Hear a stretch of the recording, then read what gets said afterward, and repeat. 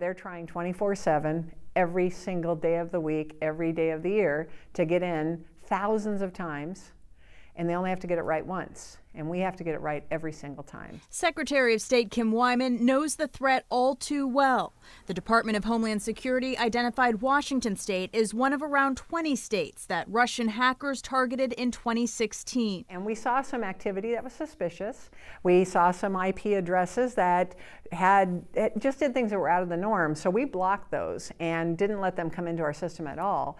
And turns out, we found out about a year later from Homeland Security that, in fact, those were some of the IP addresses that were identified with Russian hacking. Secretary Wyman says they tried to hack voter registration data. The attempt unsuccessful, but the risk remains very real. There should be no doubt that Russia perceived that its past efforts as successful and views the 2018 U.S. midterm elections as a potential target for Russian influence operations. Top U.S. intelligence leaders warned lawmakers on Tuesday that they expect Russia to use propaganda, social media, and other tools to try and spread misinformation.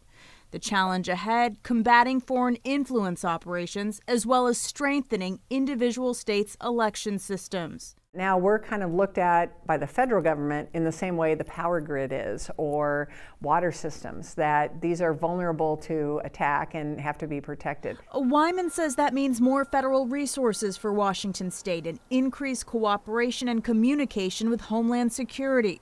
The joint goal, to stay ahead of a threat that evolves daily. The odds are stacked in the favor of the hackers. I'm proud of what we've built, but I also know that it's a daily effort.